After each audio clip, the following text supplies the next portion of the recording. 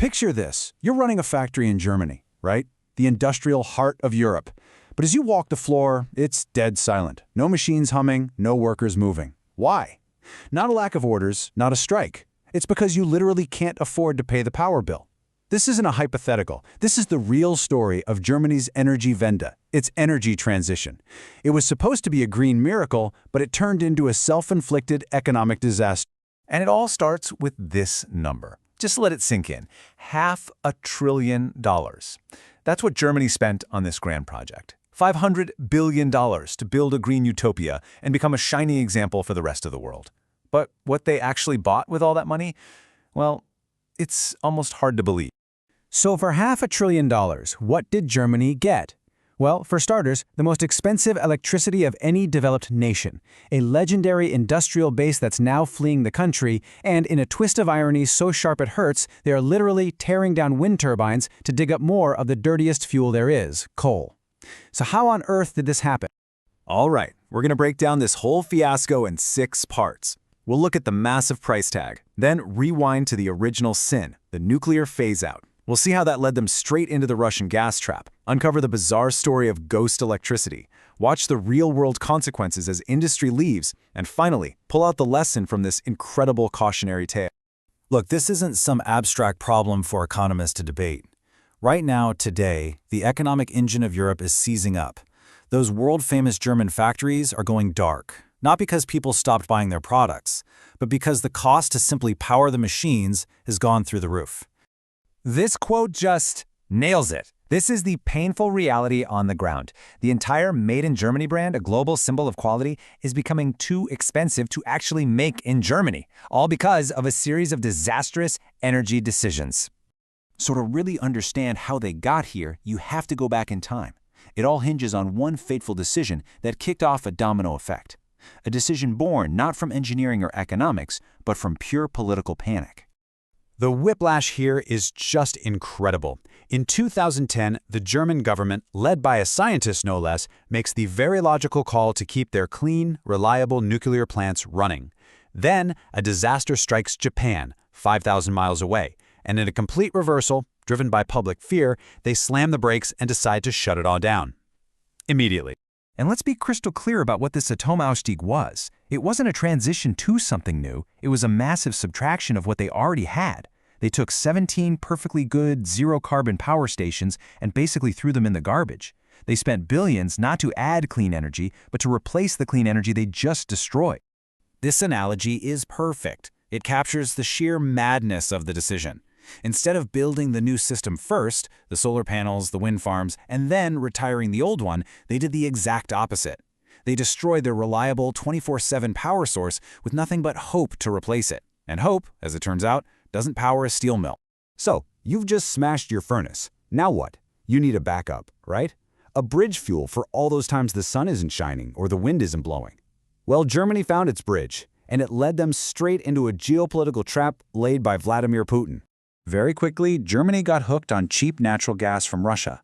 The official policy had this nice-sounding name, Wandel durch Handel, change through trade. The idea was that by buying Russia's gas, they'd somehow make Russia a friendlier, more democratic place. Instead, they just made themselves dangerously dependent. By 2021, over half their gas was coming from a single, deeply unreliable regime. And the tragic thing is, people were shouting warnings from the rooftops. At the UN, the US president flat out told them this would happen, and the German delegation was caught on camera, smirking, laughing. It was this moment of incredible arrogance that just aged so poorly. The laughter did not last.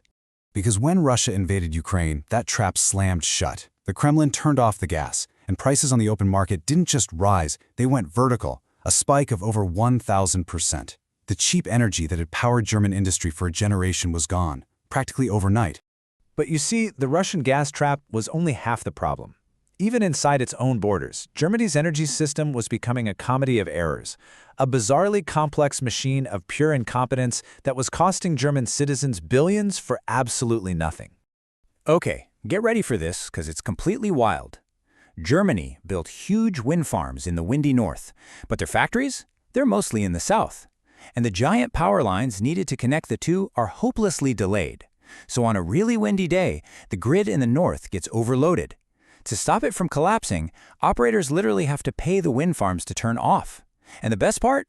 The German public pays for all that green power that was never even produced. They call it ghost electricity. And we're not talking chump change.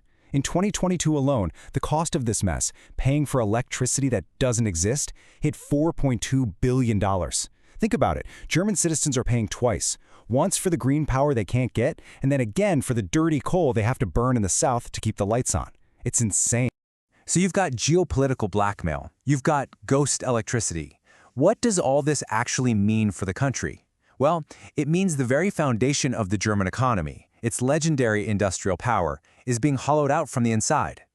And we are talking about the absolute titans of German industry. BASF, the biggest chemical company on the planet, is shrinking its German footprint while dropping $10 billion on a new site in China. Miele, an icon, moving to Poland. Even VW is looking to America. These aren't just companies. They are the backbone of the entire economy. And they're leaving. And here's the kicker. The government points to its charts and says, look, our emissions are going down. We're succeeding. But it's a mirage. Emissions are down because the factories that produce emissions are shutting down. That's not a green transition. That's just deindustrialization. As the slide says, it's like bragging about losing weight because you had to amputate a limb. So when you put it all together, what's the final verdict on Germany's $500 billion green dream? Well, the most brutal irony of all is that after all the pain, all the expense, Germany's power is actually dirtier than its neighbors who chose a much simpler path. All you have to do is look next door at France. The French stuck with nuclear power. It provides about 70% of their electricity, clean and steady. The result? Their power grid emits about 50 grams of CO2 per unit of energy. Germany, with its chaotic mix of renewables and dirty coal backup, is pumping out 300 to 400 grams. It's not even a contest. Let's just put a fine point on that. After spending $500 billion to go green, Germany's electricity is 6 to 8 times more carbon-intensive than France's. By any measure, environmental or economic, it is one of the most stunning policy failures in modern history. You know, Germany truly wanted to be a role model for the world. And in a sad, twisted way, it succeeded. It is now the world's best, clearest, and most expensive example of exactly how not to do an energy transition. So, what's the big takeaway from all this?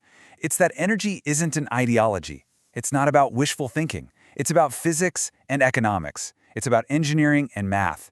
And the German story is a powerful $500 billion reminder of what happens when you let ideology grab the steering wheel. You're probably going to end up in a ditch.